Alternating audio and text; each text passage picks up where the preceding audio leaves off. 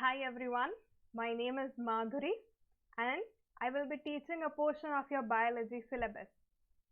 So, it is going to be fun and interesting. Let's start with the first chapter, biomolecules or जैवाणुओं.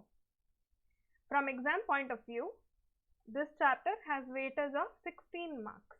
मतलब 4 સવાલ નીટની અંદર પૂછાય છે જેનું 16 માર્ક્સની વેલ્યુ હોય છે. So if you learn this chapter properly, this topic properly, તમારા 16 marks જે છે will be in your pocket. Added bonus is 12th standard માં you have a chapter called biomolecules again. એનો મતલબ અગર આ એક વખત સરસ રીતના કરશો so you can benefit in both subjects, right? So let's start. હાથી જે છે is the largest living animal on land. ધરતી ઉપરનું સૌથી મોટું પ્રાણી છે. હાથીબાઈ પછી let's talk about ant, કીડીબેન. કીડીબેન જે છે એ તમે ઘરની અંદર ઘણી જગ્યાએ નાનકડું એવું ઇન્સેક્ટ છે જેને જોયેલું હશે. Then you have huge trees, બહુ મોટા વૃક્ષો જે છે એ આવેલા છે એ જોયા હશે તમે, અથવા ખેતરની અંદર ઉગતા ઘઉં જોયેલા હશે, અને તમારી ચાની અંદર પડતી ખાંડ જે છે, શુગર જે છે એ, અને ક્રિકેટ ફેન્સ માટે લેટ્સ સે MS ધોની. અને લાસ્ટલી અત્યારે જે ફેમસ થઈ ગયેલું એક નટોરિયસ વાયરસ છે જે COVID-19. તો તમને એમ થતું હશે કે આ બધાની વચ્ચે કોમન શું છે? આ બધાની વચ્ચે કોમન એ છે કે all of these are living, સજીવ છે. ઓકે, અને સજીવ જે છે એને જ્યારે તમે એનો કોષ લેશો, એક હાથીનો કોષ લીધો, એક કીડીનો કોષ લીધો, કે એક વૃક્ષનો, એક પર્ણનો કોષ લીધો, એ બધા કોષની સંરચના અને બંધારણ જે છે, સ્ટ્રક્ચર અને composition will all be similar. બધા એક જ પ્રકારના અણુઓથી બનેલું તમને જોવા મળશે. Okay, so all living things are made of biomolecules. આ molecules જે છે એને biomolecules કહેવાય છે. તો આપણે માની કેવી રીતના લેવું? So to prove this that all living organisms are made of same molecules, let us analyze. એનું પૃથ્થકરણ કરીએ. આના માટે પ્રાણીની પેશી તમે લઈ શકો, which could be liver, યકૃતનો ટુકડો, અથવા વૃક્ષની પેશી જે છે એમાં લીફ લઈ શકો. લીફ એટલે કે પર્ણ. Or you can take સૂક્ષ્મ જીવાણુ. સૂક્ષ્મ જીવાણુ જે છે એનો મતલબ બેક્ટેરિયા. બેક્ટેરિયાને કઈ રીતના લેવામાં આવે છે? તો એને કહેવાય છે બેક્ટેરિયલ કલ્ચર. બેક્ટેરિયલ કલ્ચર કેવી રીતના બને? તો you have a test tube, એક ટેસ્ટ ટ્યુબ લેવાની, એની અંદર પાણી હોય, અને in this water you have dissolved sugar, glucose જે છે એ એની અંદર ડિઝોલ્વ કરેલું હોય છે, સોલ્ટ હોય છે, એવા ઘણા બધા પોષક તત્વો જે છે, ન્યુટ્રિયન્ટ્સ જે છે, are all dissolve in this media. અને આ મીડિયાની અંદર બેક્ટેરિયા જે છે એને ગ્રો કરવામાં આવે છે. So this is known as bacterial culture. તો આ ત્રણમાંથી તમે કોઈ બી એક લઈ શકો સજીવનું સેમ્પલ. આપણા એક્સપ્લેનેશન માટે વિલ ટેક લિવર, યકૃતનો એક ટુકડો લેશું. હવે આ પીસને તમારે જે ખલદસ્તો આવે, મોર્ટર એન્ડ પેસલ, એની અંદર રાખવાનું અને એને ખાંડવાનું શરૂ કરવાનું. So as you start smashing it, તમને એની પેશી જે છે, એના કોષ જે છે એ અલગ પડતા જોવા મળશે. હવે કોઈ બી ચટણી તમે બનાવતા હોય તો યુ નો કે કંઈક પાણી કે કંઈક દ્રવ્ય એની અંદર નાખવું પડે. આની અંદર we will add with help of a dropper trichloroacetic acid. નામથી ઘબરાવાની જરૂર નથી. નામને આપણે we will break it down. So tri એટલે 3, chloro એટલે 3 ક્લોરીન, એસિટિક એસિડ. તમે ઓર્ગેનિક કેમેસ્ટ્રીમાં ભણેલા હશો કે એસિટિક એસિડ એટલે 2 કાર્બન વાળું એસિડ. તો આ 1 અને આ 2, 2 કાર્બન એસિડ છે એટલે કાર્બોક્સિલિક ગ્રુપ, તો COOH. અને આ ટ્રાઇક્લોરો એટલે 1, 2 અને 3, 3 ક્લોરીનના મોલેક્યુલ્સ. આ ટ્રાયક્લોરોએસિટિક એસિડને આ લીવરના પીસની સાથે નાખી અને એને સરસ રીતના એની ચટણી બનાવવામાં આવે છે. ખલદસ્તાના અલાવા તમે આને ઇલેક્ટ્રિક મિક્સરની અંદર બી બનાવી શકો.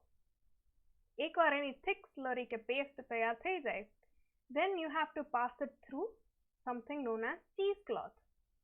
આ cheesecloth જે છે, જે આમાં દર્શાવેલું છે, એ તમને ખ્યાલ હોય તો મઠ્ઠો બનાવતા હોય અથવા તો ચીઝ બનાવવા માટે એક કાપડ લે અને એ કાપડની અંદર દહીં જે છે એને રાખે અને બધું દ્રવ્ય, એનું પાણી જે છે એને નીકળી જવા દે, right? So such kind of cheesecloth, or you can also take cotton. તો આ જ આવું cheesecloth લેવામાં આવે અને આ ટાઈપનું સેટઅપ હોય એક્સપેરિમેન્ટનું. તો લેટ અસ સી. આ cheesecloth છે ઉપર, આની અંદર તમે થિક સ્લરી જે અહીંયા બનાવી એ નાખવાનું અને એમાંથી જેટલું બી ટ્રાયક્લોરોએસિટિક એસિડ છે, જે દ્રાવ્ય ભાગ છે વોટરી, એ બધું આવી જશે અહીંયા નીચે અને જે એમાં મોટા પાર્ટિકલ્સ હશે સાઇઝમાં, that will all stay up here. તો આ ઉપર જે રહી જાય છે એને કહેવાય છે રેટિનેટ. ઇટ ઇઝ એસિડ ઇન્સોલ્યુબલ, એસિડમાં અદ્રાવ્ય છે અને આને ગુજરાતીમાં કહેવાય છે અવશેષ. આ નીચેનો ભાગ જે છે ઇઝ ફિલ્ટ્રેટ. ફિલ્ટ્રેટ જે છે એ એસિડ સોલ્યુબલ છે, એટલે એની આ ટ્રાયક્લોરોએસિટિક એસિડની અંદર જે બી દ્રાવ્ય થયું હશે, સોલ્યુબલ થયું હશે, એ તમને અહીંયા જોવા મળશે. અને ધીસ પાર્ટ ઇઝ એસિડ દ્રાવ્ય ભાગ, રાઈટ?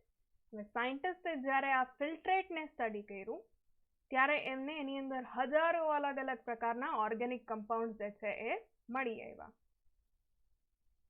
આ ઓર્ગેનિક કમ્પાઉન્ડ્સને અગર તમે કેમેસ્ટ્રીના પોઈન્ટ ઓફ વ્યૂથી જુઓ, રસાયણના પોઈન્ટ ઓફ વ્યૂથી જુઓ, તો we can identify different functional group. એને તમે ફંક્શનલ ગ્રુપના બેઝિસ ઉપર અલગ પાડી શકો. જેમ કે આલ્ડીહાઇડ છે, CHO, કીટોન છે, C ડબલ બોન્ડ O, એસ્ટર છે, કાર્બોક્સિલિક એસિડ છે, રાઈટ? તો આ રીતના કેમેસ્ટ્રીના પોઈન્ટ ઓફ વ્યૂથી ઓર્ગેનિક કમ્પાઉન્ડ જે છે એનું અલગીકરણ તમે આઈડેન્ટિફિકેશન અને સેપરેશન કરી શકો. But from biology point of view we classify them into amino acid. બાયોલોજીના વ્યૂ પોઈન્ટથી આપણે એને amino acid, nucleotide base, fatty acid, sugar અને ઇત્યાદિ એક્સેટ્રા એની અંદર આપણે એને ક્લાસિફાય કરીએ છીએ. આ જે મોલિક્યુલ તમને સૌથી પહેલું દેખાય છે, this is a basic structure of amino acid. Amino એસિડનું બંધારણ છે. ઓકે, ડરવાની જરૂર નથી. we will study this later and it will become easier. તો આ એક અમીનો એસિડ છે. પછી ન્યુક્લિયોટાઇડ બેઝીસમાં પ્યુરિન ને પિરિમિડિન છે અને શુગરની વાત કરીએ તો આ એક્ઝામ્પલ છે ગ્લુકોઝનું. So from biology point of view we can divide them into these categories. Now let's see, આપણે એનાલાઇઝ કરીએ કે સાયન્ટિસ્ટ જે છે એ કઈ રીતના કામ કરે છે, વૈજ્ઞાનિકો. તો જે ફિલ્ટ્રેટમાં આપણને ઓર્ગેનિક કમ્પાઉન્ડ્સ મળેલા હતા, કાર્બનિક પદાર્થો, એ કાર્બનિક પદાર્થોનું સૌથી પહેલા થાય છે સેપરેશન, આઇસોલેશન અથવા અલગીકરણ. એનો મતલબ એક કમ્પાઉન્ડને બીજા અનેક કમ્પાઉન્ડથી અલગ કરવામાં આવે છે. એકવાર એ સેપરેટ થઈ જાય, તમારા હાથમાં એ મોલિક્યુલ અલગ આવી જાય, એના પછી એનું આઈડેન્ટિફિકેશન થાય કે આ કયું મોલિક્યુલ છે એ શોધવામાં આવે છે. એના પછી એનું પ્યુરિફિકેશન થાય. એકવાર ખબર પડી જાય કે કયું મોલિક્યુલ છે, પછી એનું જેટલું બને એટલું શુદ્ધ પ્રમાણમાં તમને મળી આવે, પ્યોર કમ્પાઉન્ડ મળી આવે, એના માટે you do purification and then it is studied. એના ઉપર આગળનું કામ થાય છે. કેવા પ્રકારનું કામ? What kind of studies? So you find out its molecular formula, આણવીય સૂત્ર, and probable structure, મતલબ એની સંભવિત રચના. Let's take an example. Let's say methane. Methane જે છે એ તમે સિમ્પલેસ્ટ કાર્બનિક પદાર્થ, ઓર્ગેનિક કમ્પાઉન્ડમાં ભણેલા હશો. એનું આણવીય સૂત્ર, molecular formula જે છે is CH4, right? So this becomes the molecular formula. અને આના પછી એનું સ્ટ્રક્ચરની વાત કરીએ તો ટેટ્રાહેડ્રલ સ્ટ્રક્ચર. માં જોવા મળે છે. તો this is 1 carbon C, 1 2 3 4 4 hydrogen. So this is the molecular formula of methane and this is the structure of methane. આ રીતના આમાં જેટલા બી ઓર્ગેનિક કમ્પાઉન્ડ મળી આવે છે ફિલ્ટ્રેટમાં એ બધાનું આ રીતનું રાસાયણિક પૃથ્થકરણ or chemical analysis થાય. Right? Now second thing, આ એક્સપેરિમેન્ટમાં આપણને જે અવશેષ અને નીચેનું એસિડ દ્રાવ્ય ભાગ રેટિનેટ અને ફિલ્ટ્રેટ મળી આવેલું હતું એનું જ્યારે તમે બાયોલોજી પોઈન્ટ ઓફ વ્યૂથી જો ક્લાસિફાઈ કરો તો you can classify it into biomacromolecules and biomicromolecules. આ શું છે એ ચાલો હવે જોઈએ. બાયોમાઇક્રોમોલેક્યુલ્સ જે છે એ નામમાં જ તમને ખબર પડે. માઇક્રો મતલબ સૂક્ષ્મ, નાનું સાઇઝમાં. And then biomacro, macro meaning larger in size, મોટું હોય છે સાઇઝમાં. So biomacromolecules and biomicromolecules, સૂક્ષ્મ જીવાણુઓ અને બૃહદ જીવાણુઓ. આ સ્મોલ મોલેક્યુલ્સ જે છે માઇક્રોમોલેક્યુલ્સ એ તમને ફિલ્ટ્રેટની અંદર મતલબ એસિડ દ્રાવ્ય ભાગની અંદર જોવા મળે છે. અને મેક્રોમોલેક્યુલ્સ જે છે એ એસિડ ઇન્સોલ્યુબલ ફ્રેક્શન એટલે કે રેટિનેટ જે છે એની અંદર જોવા મળે. આ બાયોમાઇક્રોમોલેક્યુલ્સ જે છે એનું વજન મોલેક્યુલર વેટ જે છે is between 18 to 800 Dalton. 18 થી 800 ડાલ્ટનની વચ્ચે એનું વજન હોય છે. હવે આ ડાલ્ટન જે છે in chemistry you would have studied it as unified mass or atomic mass unit, AMU અથવા U. So let us see, 1 Dalton is equal to 1.6 into 10 raised to minus 24 gram. Okay? તો આને અગર ગ્રામમાં convert કરવું હોય તો આ થઈ ગયું એનું ફોર્મ્યુલા. જ્યારે બી બાયોમોલેક્યુલ્સની વાત આવશે તો તમે જોશો કે એનું વજન જે છે એ મોસ્ટલી ડાલ્ટનની અંદર જ લખેલું હોય છે. તો અગર કોઈ બી મોલેક્યુલનું વજન 18 થી 800 ડાલ્ટનની વચ્ચે હશે તો એને બાયોમાઇક્રોમોલેક્યુલ કહેવાય છે or simply biomolecules. બાયોમેક્રોમોલેક્યુલ્સ જે છે બૃહદ જીવાણુઓ જે છે એનું વજન 10,000 કિલો ડાલ્ટન 10,000 ડાલ્ટનથી વધારે. તો 10 કિલો ડાલ્ટન, આ K means 1000, તો 10,000 ડાલ્ટનથી વધારે પ્લસ એનું વજન તમને જોવા મળે છે. એક્સેપ્શન જે છે એનું એ છે લિપિડ. લિપિડ એટલે કે તેલ અથવા તો જે બટર, ઘી, right? So these all come under lipids, fat. લિપિડ્સનું વજન ઓછું હોય છે 10,000 ડાલ્ટનથી ઓછું, પણ કેમ કે એ એસિડમાં અદ્રાવ્ય છે. They are insoluble in acid. That is why you find these in retinate. ઉપર જે અદ્રાવ્ય ભાગ છે એની અંદર તમને લિપિડ જોવા મળે છે. માઇક્રોમોલેક્યુલ્સની અંદર મોનોમર થી લઈને ઓલિગોમર સુધી ઇન્ક્લુડ થાય છે. મોનોમર એટલે કે એક જે ભાગ હોય જેને તમે ઘણા એક લેટ્સ સે માળાની વાત કરીએ તો માળાનું એક મોતી જે છે that can be called monomer. અને એવી ઘણા બધા મોતીને તમે ભેગા કરો અને માળા આખી બનાવો તો એને કહેવાય પોલિમર.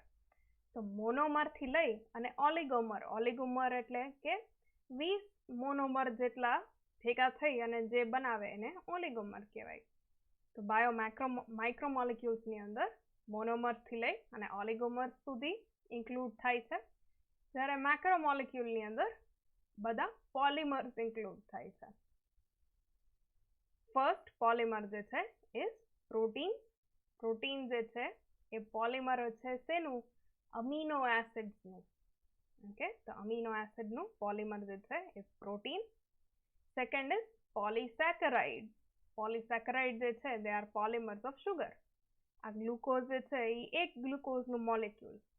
આવા ઘણા બધા ગ્લુકોઝ જે છે એની વચ્ચે બંધ બને તો it forms a polysaccharide. called starch. તો આ સ્ટાર્ચ જે છે એ પોલિમર છે અને એ બાયોમેક્રોમોલિક્યુલ છે. થર્ડ ઇઝ ન્યુક્લિક એસિડ, જે ન્યુક્લિયોટાઇડના પોલિમર્સ છે. આનું એક્ઝામ્પલ ડીએનએ અને આરએનએ, જે તમે ભણેલા છો, એકદમ લાંબુ એનું પોલિમર બને તમારા કોષ કેન્દ્ર ન્યુક્લિયસની અંદર. ડીએનએ જે પ્રેઝન્ટ હોય એ પોલિમર ફોર્મમાં પ્રેઝન્ટ હોય છે, તો એને બાયોમેક્રોમોલિક્યુલની અંદર ક્લાસિફાય કરવામાં આવે. અને fourth one is lipids. Lipids જે છે એટલે કે ચરબી, fats or oils. From this, we come to know that all carbon compounds obtained from living tissue are called biomolecules. એનો મતલબ સજીવોની અંદર જેટલા બી કાર્બનિક પદાર્થો તમને જોવા મળશે, એમાંથી અલગ પડશે, એ બધાને તમે જૈવ અણુઓ ક્લાસિફાય કરી શકો. હવે જૈવ અણુઓ અથવા તો કાર્બનિક પદાર્થોના અલાવા સજીવો જે છે, living organisms, in them you can see inorganic elements and compounds as well. અકાર્બનિક પદાર્થો પણ તમને એની અંદર જોવા મળે છે. એને કઈ રીતના આપણે એનાલાઇઝ કરશી? તો let us start with the same piece of liver. યકૃતનો જે ટુકડો લીધેલો હતો એનાથી શરૂ કરીએ. આ liverના પીસને તમે વજન કરો. તો that weight is called wet weight અથવા ભીનું વજન. હવે આ જ ટુકડાને તમે સુકવી દો, ડ્રાઈંગ પ્રોસેસ.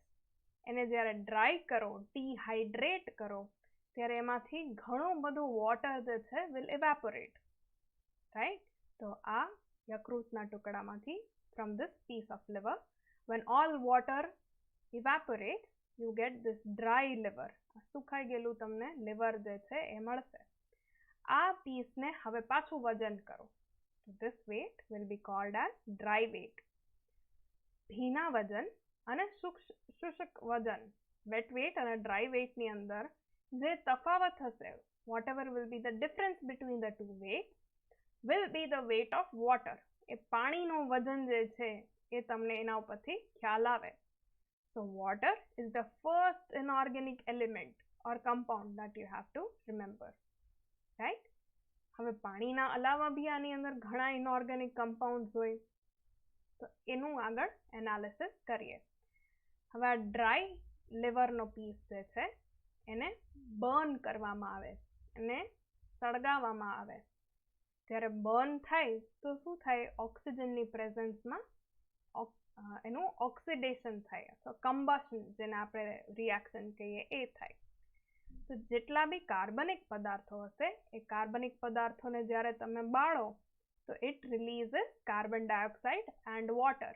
તેમાંથી કાર્બન ડાયોક્સાઇડ અને વોટર જે છે એ છૂટું પડી જશે. મતલબ કે જેટલું બી કાર્બનિક પદાર્થ આની અંદર રહી ગયા હતા એ બધો નીકળી જશે. જ્યારે તમે લિવરના ટુકડાને બાળી નાખશો તો in the and what you get is રાખ, એશ. આ એશ જે છે એની અંદર બધા ઇનઓર્ગેનિક એલિમેન્ટ્સ અને કમ્પાઉન્ડ્સ જે છે આવેલા છે. To study this, in your textbook they have given a very good table. તમારા ટેક્સ્ટબુકના ટેબલ્સ જે છે are important. Okay, they can be, એની અંદર જે કાંઈ બી ઇન્ફોર્મેશન આપેલી છે એ સમજવા માટે બી ઇમ્પોર્ટન્ટ હોય છે અને એક્ઝામ પોઈન્ટ ઓફ વ્યૂથી બી દે આર ઇમ્પોર્ટન્ટ. તો આ ટેબલમાં તમને અલગ અલગ એના કમ્પોનન્ટ્સ આપેલા છે અને એની ફોર્મ્યુલા કઈ રીતના તમે લખો છો ઇનઓર્ગેનિક એલિમેન્ટ્સની. So you start with metals, ધાતુથી. તો sodium ion Na+, potassium K+, calcium Ca2+, magnesium Mg2+, water જે આપણે અહીંયા નીકળી ગયું અને બાકીનું અહીંયા નીકળ્યું એ, so that water H2O. અને અમુક જે છે સંયોજનો, કમ્પાઉન્ડ, NaCl આપણું common table salt, CaCO3 calcium carbonate, અલગ અલગ ફોસ્ફેટ્સ અને સલ્ફેટ્સ જે છે એ આ ઇનઓર્ગેનિક એલિમેન્ટ્સની અંદર આવે છે. અકાર્બનિક પદાર્થો સજીવોની અંદર આટલા જોવા મળે છે. આના અલાવા પણ you have different kinds of metal ions present in very small amount. For example, iron જે છે Fe2+, Fe3+, એ કોપર, કોબાલ્ટ, ઝિંક, આવા ધાતુઓ, metals are also present in small amounts. So from this is another table where you find average composition of cells. Average તમારા cell જે છે, કોષ જે છે, એની અંદર એ શેનાથી બનેલું હોય છે? So the first and foremost component is water. કોષ જે છે એ પાણીથી બનેલું હોય છે. કેટલા ટકા? તો કે 70 to 90% water. આ હર કોષની જેમ પ્રકાર બદલે એમ એના પાણીનો પ્રપોર્શન બી થોડો બદલે. That is why a range is given from 70 to 90%. એટલે અગર ફોર એક્ઝામ્પલ તમે 100 ગ્રામનો એક કોષ લઈ લ્યો, જસ્ટ ફોર એક્ઝામ્પલ, તો 100 ગ્રામમાંથી 70 થી 90 ગ્રામ જે છે એ ખાલી પાણીથી બનેલું હશે. આનો મતલબ એ થાય percentage of total cellular mass. Water પછી, પાણી પછી second largest component is proteins.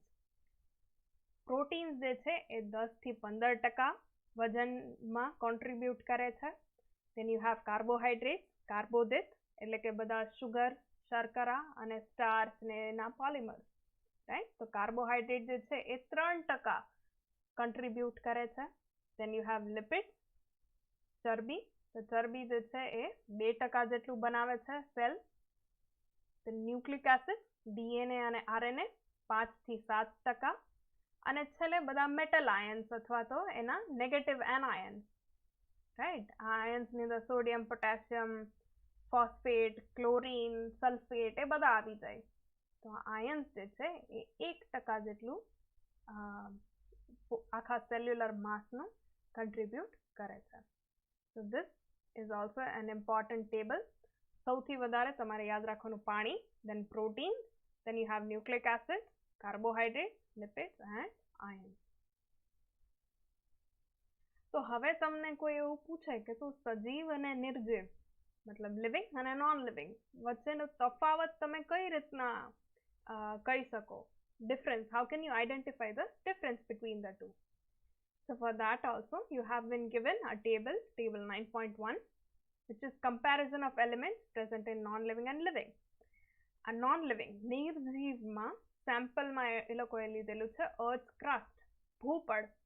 અર્થ જે છે, આપણી જમીન જે છે એમાં સૌથી ઉપરનું પડ છે એ લીધેલું છે. અને એની સામે સજીવનું સેમ્પલ જે છે એ હ્યુમન બોડી લીધેલું છે, right? And this also, like previous table, you understand percentage weight of, મતલબ આમાં બી અગર તમે 100 ગ્રામ અર્થનું ક્રસ્ટ લ્યો તો એની અંદર કેટલા અમાઉન્ટમાં બધું પ્રેઝન્ટ હશે, અને 100 ગ્રામ હ્યુમન બોડી લ્યો તો એમાં કેટલા અમાઉન્ટમાં આ બધું પ્રેઝન્ટ હશે. Let us understand one by one. Hydrogen જે છે એ અર્થના ક્રસ્ટમાં, ભૂપડમાં 0.14% આવેલું છે. એનો મતલબ 100 ગ્રામ ભૂપડ લેશો તેમાં 0.14 ગ્રામ જેટલું હાઇડ્રોજન આવે. એની સામે હ્યુમન બોડીની અંદર જુઓ તો હ્યુમન બોડીમાં 0.5 ગ્રામ જેટલું hydrogen you are able to see. Same with carbon. Carbon જે છે એ અર્થના ક્રસ્ટમાં ઓછા પ્રમાણમાં જોવા મળે છે, 0.03. એની કમ્પેરિઝનમાં હ્યુમન બોડીમાં it is seen up to 18.5%. Then oxygen, same trend, અર્થના ક્રસ્ટમાં ઓછું 46.6%, અને હ્યુમન બોડીની અંદર 65% જે છે એ ઓક્સિજનથી બનેલું છે. નાઇટ્રોજન જે છે એ અર્થના ક્રસ્ટમાં બહુ ઓછું જોવા મળે છે, અને એની સામે હ્યુમન બોડીની અંદર 3.3% જેટલું નાઇટ્રોજન હોય છે. Sulphur, again less in earth's crust and more in human body. Sodium.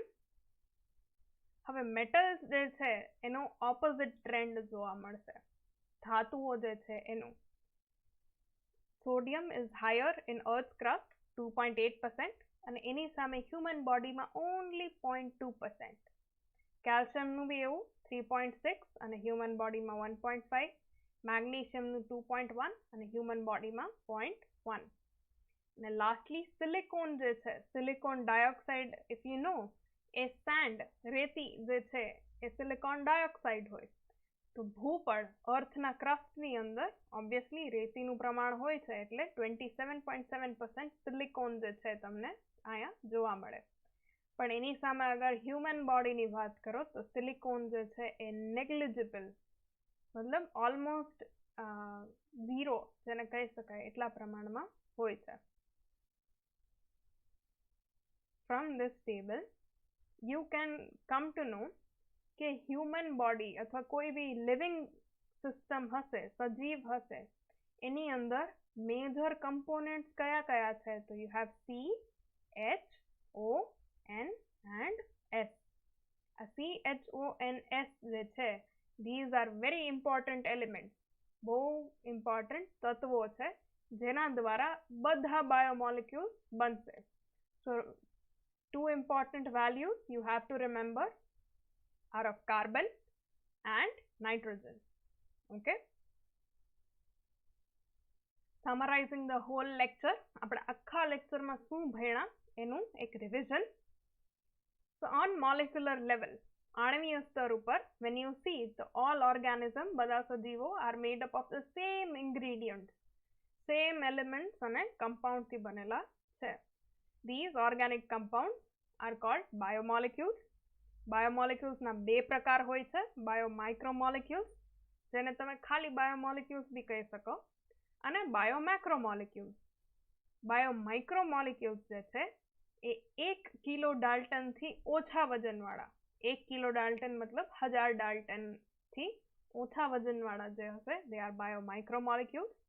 અને 10,000 ડાલ્ટન થી મોટા સાઇઝના હશે, they are all biomacromolecules.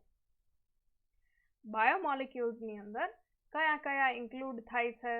તો first you have amino acid. Amino acid જે છે એ મોનોમર છે, એમાંથી બનતું પોલિમર એને કહેવાય પ્રોટીન. અને અમુક પ્રોટીન્સ જે છે એની પાસે કેટાલાઇઝ કરવાનો પાવર હોય છે, કોઈ બી રિએક્શન જે છે એને આગળ વધારવાનો પાવર હોય છે. તો આવા ઉત્સેચક જે છે એને એન્ઝાઇમ્સ કહેવાય છે.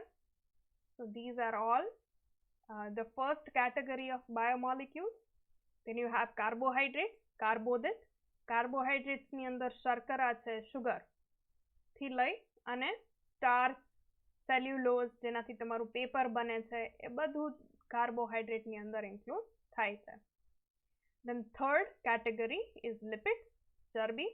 લિપિડ્સ ની અંદર ઘી, તેલ, વેક્સ જે છે એ બધા જ હાઇડ્રોકાર્બન્સ છે એ ઇન્ક્લુડ થાય in lipids. And the last category is of nucleic acid. Nucleic acid ની અંદર મેજર DNA અને RNA, બે type. So these are all biomolecules. Apart from that, we also learned કે સજીવોની અંદર, લિવિંગ ઓર્ગેનિઝમની અંદર ઇનઓર્ગેનિક એલિમેન્ટ્સ બી આવેલા હોય છે, namely sodium, potassium, calcium, magnesium, water, phosphate, sulfate, chloride, etc. All these compounds and molecules can be isolated, identified, purified and studied by doing their chemical analysis. આ બધા જ સંયોજનો છે એને તમે અલગ પાડી શકો, એને આઈડેન્ટિફાઈ કરી શકો, એનું શુદ્ધિકરણ બી કરી શકો, અને પછી એના રાસાયણિક પૃથ્થકરણથી તમે હરેક એની બાબત જે છે, જેમ કે એનું આણ્વીય સૂત્ર અથવા તો એની સંભવિત રચના, એ તમે એમાંથી find out કરી શકો. So next time we will start with the first category of biomolecules, which is carbohydrates. Okay, see you next time.